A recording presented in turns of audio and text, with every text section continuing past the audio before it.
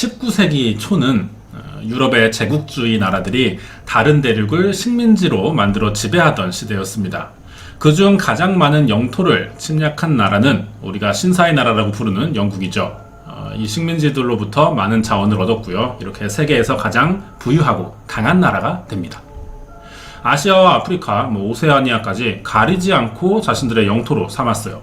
그 덕에 영국의 귀족들은 세계 어디를 가든 그곳에 사는 원주민들을 몰아내거나 노예로 삼으면서 호화로운 생활을 누리게 됐죠. 당연히 모든 귀족들이 다 그런 건 아닐 겁니다. 하지만 토착민들 입장에선 어느 날 낯선 사람들이 몰려와 주인 행사를 하는 영국인이 반갑지 않을 겁니다. 허락을 구해도 모자랄 판에 이 사람들은 군대까지 동원해서 사람들을 죽이고 자원을 뺏었어요. 이런 꼴을 그냥 보고 있을 사람이 없죠. 날이 갈수록 귀족들의 착취가 심해지자 더 이상 살 수 없던 원주민들은 결국 선택을 해야만 했습니다. 다른 나라로 도망치거나 아니면 이 귀족들의 노예로 들어가는 수밖에 없었어요. 하지만 다른 나라 어디를 가봐도 이미 식민지가 돼 있었거든요. 다들 사정은 비슷했기 때문에 사람 대접을 받을 수 있는 곳이 없었습니다. 결국 선택지는 노예밖에 없었어요. 그렇다고 이 생활이 좋을 리가 없겠죠. 원주민들은 유럽 귀족들의 가혹 행위를 견디지 못하고 죽는 경우가 많았습니다. 이 사람들은 원주민을 사람이 아니라 자신들의 개인 재산이라고 생각한 거죠. 막 다루던 노예가 죽어도 별일 아니라고 생각했어요. 또 잡아오면 되니까. 하지만 이런 일이 오랫동안 이어지자 일부의 귀족들이 사건의 심각성을 느끼게 됐고 내부 비판을 시작하기도 했습니다. 그래도 대다수의 귀족들은 노예를 계속 재산 불리는 데만 이용해 먹고 있었죠. 이번에 소개할 사건이 이런 배경을 가지고 있습니다. 영국의 귀족 중 가장 악랄하다고 소문났던 어떤 가문의 이야기고요. 이 가문이 지배했던 섬나라에서 일어난 기괴한 현상이 되겠습니다. 아직까지 제대로 원인이 밝혀지지 않고 있어요. 그래서 현재 가장 미스터리하다고 알려진 사건 중 하나죠. 자세한 이야기 궁금하시면 구독과 좋아요 부탁드립니다.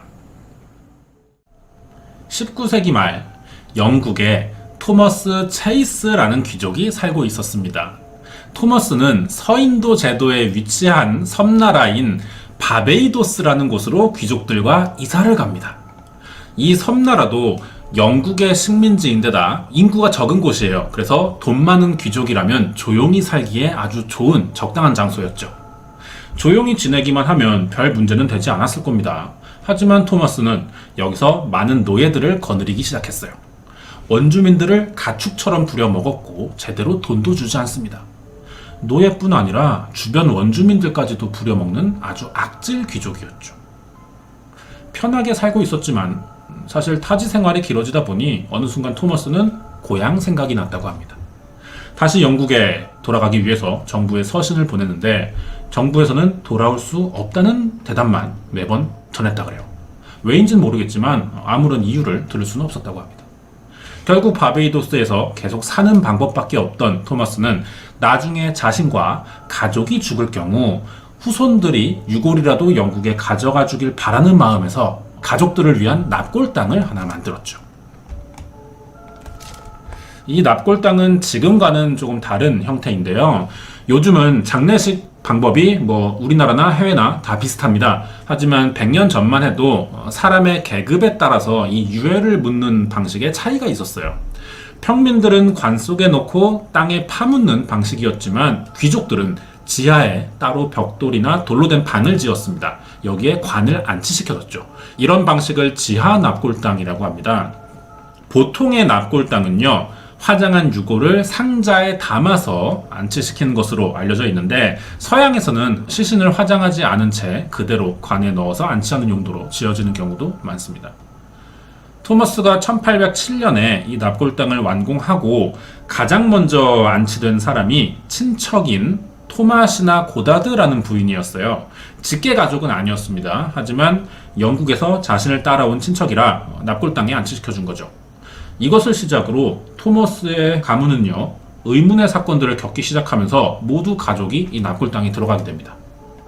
1808년에 2살 된 막내딸인 앤 마리아가 알 수 없는 이유로 사망했고요. 가문의 식민지 정책을 반대하던 첫째 딸 도커스도 천벌받을까 무섭다는 말을 하면서 단식 투쟁을 했어요. 그러다가 사망하게 됐죠. 계속되는 가족들의 죽음으로 토머스가 큰 충격을 받습니다. 자신이 벌인 그동안의 행동들을 후회했지만 이미 사람이 죽고 있었죠. 되돌릴 수 있는 게 없었습니다. 그 뒤로는 병상에 누워 지내다가 결국 같은 해 8월 9일에 사망하게 되는데요.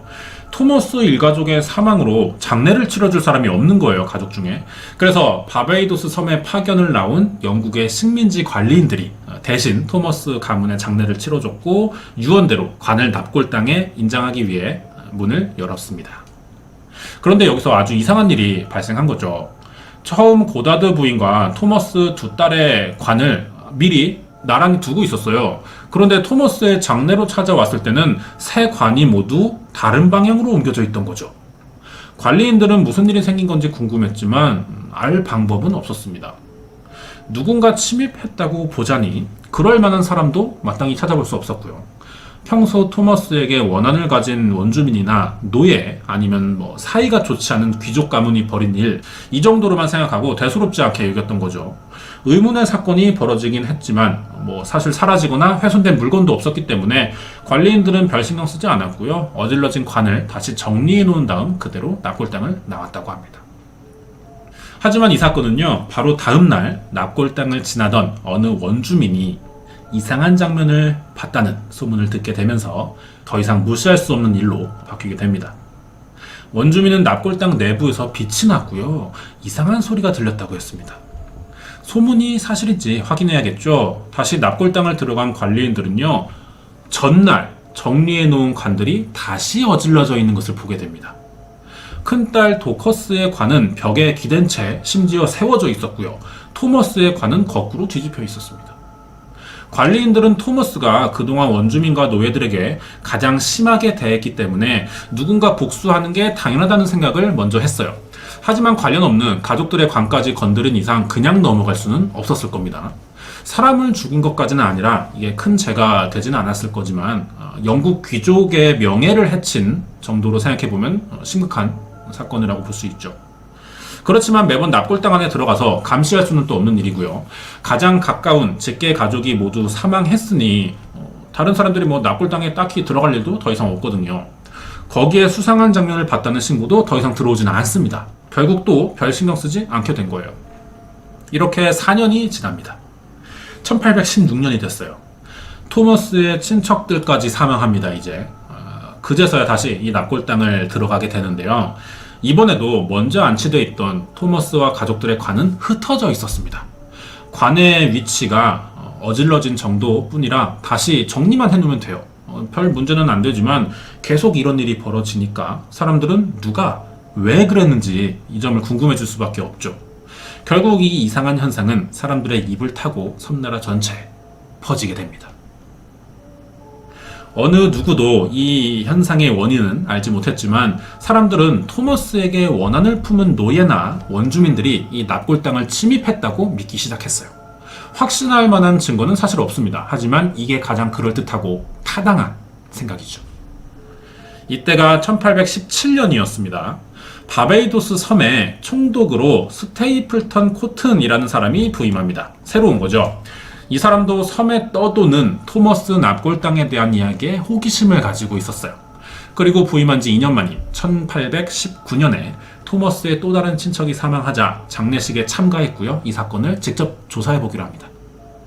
장례를 치른 뒤 관을 안치하려고 다시 납골당 문을 열었어요. 그랬더니 가장 먼저 납골당에 들어간 고다드 부인의 관은 부서져 있었고 두개골이 심지어 밖으로 꺼내져 있는 겁니다. 다른 관들도 역시 어질러져 있었죠. 이 광경을 본 사람들과 관리들은요, 유령이나 악마가 꾸민 일 같다며 두려움에 떨었습니다. 하지만 새로 부임한 이 코튼 총독은 누군가 의도적으로 납골당에 침입해 훼손했을 가능성이 크다 생각했고 범인을 꼭 체포하겠다고 선언했어요. 상식적으로 보면 누가 여기에 들어와야만 관이 어질러질 수 있고요, 유해 훼손도 가능하겠죠. 코튼 총독은 범인이 침입했다는 증거를 찾아내기 위해 한 가지 수를 생각해냅니다.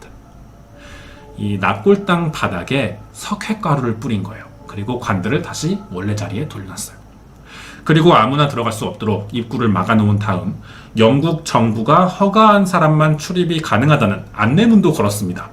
이렇게 하면 누가 납골당에 접근하는지 알아낼 수 있을 거라 생각했던 것 같아요. 1년이 다시 지납니다. 1820년 4월. 납골당을 다시 찾은 코튼 총독은 성공의 사제들과 함께 이곳을 다시 찾았죠. 수사를 한다면서 관리인들이 아니라 사제를 데리고 왔다는 점이 좀 특이한데, 딱히 악령이나 사탄의 존재를 믿던 사람은 아니에요. 하지만 만에 하나 그런 일로 관들이 흐트러졌을지도 모르고 납골당에 올 때마다 죽은 사람들의 유해가 훼손되자 이 사람들이 편하게 천국에 가지 못할 거라는 생각에 기도도 해줄 겸 특별히 데리고 오게 됐던 거죠. 일단 납골당 입구는 작년에 설치해놓은 그대로 훼손 없이 막혀 있었습니다. 훼손의 흔적은 전혀 찾아볼 수 없었어요. 하지만 내부가 어떻게 됐는지 궁금했죠. 막힌 입구를 다시 열고 안으로 들어가 봅니다. 역시나 모든 관들은 흩어져 있었어요. 코튼 총독은 예상대로 누군가 침입했다는 결론을 내립니다. 그렇다면 바닥에 뿌린 석회가루에 어떤 자국이 남아있겠죠. 이 자국으로 범인이 누구인지 알아낼 수 있을 거라고 확신했거든요. 그런데 이 사건이요, 생각보다 호락호락하지 않았습니다. 덫으로 깔아둔 석회가루는 작년에 뿌린 그대로 아무 흔적 없이 그대로 남아있었어요. 범인이 마치 이 방법을 예상했고 대처 방법도 알고 있는 사람 같아 보였습니다. 시간이 지나도 범인의 실마리는 잡히지 않았어요. 무슨 수를 써도 납골당이 어지러지는 사건은 계속됐고 바베이도스 섬에 사는 원주민들과 이곳으로 이주해온 귀족들은 공포에 떨었습니다. 어쩌면 귀족들의 학대에 죽어간 노예들의 저주일지도 모른다는 생각을 결국 하게 된 거죠. 총독은 이 사건을 해결하려는 의지가 아주 강한 사람이었습니다. 영국 정부에 추가 인력 배치를 요청했는데요. 정부가 이 요청을 승인해줬고 성공의 신부인 토머스 오더슨과 조사단 여러 명을 추가로 파견했습니다. 이 조사단 중에 특별한 사람도 껴 있었어요. 추리소설로 유명하고 심리학에 빠져있던 코난 도일이죠. 오더슨 신부는 코튼 총독이 썼던 방법을 더 보완합니다. 범인의 단서를 꼭 찾겠다고 선언했죠. 석회가루 대신에 납골당 바닥에 모래를 뿌린 뒤에 관들을 전부 쇠사슬로 연결했고 움직일 수 없게 설치해뒀어요. 납골당 입구도 사슬로 묶어둔 다음 그 위에 밀가루를 뿌렸죠. 그러니까 이 납골당에 들어가기 위해서는 반드시 이 밀가루나 모래에 흔적을 남길 수밖에 없는 겁니다. 사슬도 제거해야 되니까 여기를 거치지 않고서는 범행을 저지를 수 없을 거라 생각했던 것 같아요. 심지어 그 앞에 시멘트를 발라서 입구를 아예 막아놨습니다. 전혀 들어갈 수 없게 해놓은 거죠. 이렇게까지 하면은 확실히 아무도 들어가지는 못할 것 같습니다. 여태까지 사람들이 했던 방법 중 가장 강력한 대처를 한 것 같은데요. 자, 다음 날이 됐어요. 아침이 되자 토마스 신부와 코튼 총독, 코난 도일은 납골당 문을 막았던 시멘트들을 부수고 내부 상태를 확인해 봤습니다. 자, 그런데요, 이상하게도 문이 열리지 않는 거예요. 이 납골당이 안에서 문을 잠그지 않는 이상 불가능한 일이었습니다. 성인 남성 여러 명이 달려들어서 문을 당겨봐도 전혀 움직이지 않는 거예요. 결국 전문 장비까지 동원해서 문을 부쉈고 겨우 열게 됩니다. 문이 열리자 갑자기 관 하나가 문 밖으로 넘어졌어요. 납골당을 만든 토머스 체이스의 관이었습니다. 다른 관들보다 더 무겁고 크게 제작된 데다가 문 바로 뒤편에 세워져 있었기 때문에 문을 막고 있었던 거죠. 조사를 나온 사람들은 황당할 수밖에 없었어요. 전날 모든 관을 쇠사슬로 엮어놨고 움직일 수 없게 고정했는데 모두 풀린 채 흩어져 있었고요. 토머스 체이스의 관은 심지어 세워진 채로 안쪽에 문을 기대고 있었던 겁니다. 다른 관에 들어있던 시신들은 밖에 모두 꺼내져 있었고요. 이런 상황이 발생하려면 누군가 납골당을 들어와서 의도적으로 현장을 훼손해야만 가능할 거예요. 그런데 입구를 막아뒀으니 물리적으로는 불가능한 일이 됩니다. 결정적으로 입구에 걸어놓은 사슬과 바닥에 뿌린 밀가루들이 전부 그대로 있었거든요. 즉, 누군가 손대지 않았는데도 이런 사건이 발생했다는 것이죠. 지금이라면 출입구나 내부에 CCTV 설치해서 금방 범인 잡을 수 있을 거예요. 하지만 이 당시는요, 밀실에서 사건이 일어난다면 원인을 알 수 있는 방법이 거의 없던 시대였죠. 문제를 해결할 수 없겠다고 생각한 토마스 신부와 코튼 총독, 코난 도일은 이곳에 유해를 더 두면 훼손이 계속 일어날 테니 영국 본토로 이장시키기로 결정했어요. 현장을 철수했죠. 그 이후로 뭐 납골당에 누군가 들어오는 일은 전혀 일어나지 않았습니다. 이젠 뭐 납골당이 비어있으니까 당연히 뭔가가 훼손될 일도 없고요. 그 이후로 별다른 일이 더 발생하진 않았지만 문제는 사건의 원인을 끝내 찾아내지는 못했다는 거죠. 이렇게 납골당의 관이 움직인다는 사건은 영원한 미스터리로 남게 됩니다. 이 사건은 미스터리나 오컬트 장르를 좋아하는 사람들에겐 이미 유명한 이야기예요. 지금은 토머스 일가족의 유해도 전부 본토로 옮겨졌습니다. 영국에 있기 때문에 사건을 조사할 수 있는 단서도 없어요. 지금에 와서 할 수 있는 거라곤 왜 이런 현상이 일어났는지 추론해보는 정도밖에 없습니다. 어떻게 관들이 스스로 움직였던 걸까요? 지금부터 이 사건의 원인을 한번 이야기해 보도록 하겠습니다. 지금부터 하는 이야기들은요, 이 사건을 연구하면서 제기됐었던 대표적인 가설들입니다. 첫 번째, 바베이도스는 지진이나 태풍 등의 자연재해가 자주 일어나는 지역이에요. 이렇게 유명합니다. 사건 당시 이곳에 지진이 일어나서 자연적으로 관들이 움직였을 가능성이 있다는 가설이죠. 굉장히 그럴듯해요. 하지만 이 추측이 금방 반박됩니다. 토머스 가문이 귀족이다 보니까 관을 전부 두꺼운 납이나 철 같은 금속 재질로 만들었어요. 이런 관들이 눈에 띄게 움직이려면 아주 강한 지진이 일어나야 되겠죠. 그런데 사건 당시 바베이도스 섬이나 주변에서는 어떠한 지진도 관측되지 않았고요. 현지에 살던 원주민이나 또 귀족들이 지진을 느끼지도 않았습니다. 비슷한 가설 중에 납골당에 지어진 지면에 지하수가 흐르거나 아니면 태풍으로 인해 생긴 홍수가 납골당을 휩쓸고 지나가면서 관들이 이동했을 수도 있다는 추측도 있었거든요. 하지만 납골당과 주변 지질을 조사해 본 결과 이 일대에 지하수는 발견되지 않았고요. 만약 지하수가 흐른다 해도 아주 강한 수압이어야만 금속 재질의 관을 움직일 수 있을 겁니다. 하지만 이 정도의 수압으로 물이 터져 나오려면 이미 땅을 뚫고 나왔어야 되는 게 정상이고요. 주변에는 샘이라도 만들어져 있어야 되겠죠. 하지만 이런 흔적이 없다는 겁니다. 홍수가 쓸고 지나갔다고 보기에도 무리가 있어요. 관들이 납으로 만들어져 있기 때문에 물에 뜨지 않습니다. 움직여도 토마스의 관처럼 세워질 정도까지는 되지 않을 거고요. 조사관들이 미리 바닥에 뿌려놨다는 석회가루나 모래도 이미 쓸려갔어야 되죠. 하지만 그러지 않았다는 겁니다. 따라서 뭐 지하수나 태풍은 신빙성이 없는 가설이 높아 보여요. 그럴 가능성이 큽니다. 이 사건을 조사하던 사람 중에 코난 도일이 있었죠. 추리소설로 전 세계에서 가장 유명한 사람 중 한 명이었고 오컬트나 심령학에도 그 당시에 빠져 있었어요. 그렇기 때문에 우리가 이 사람에게 뭔가를 좀 기대해 볼 수도 있겠죠.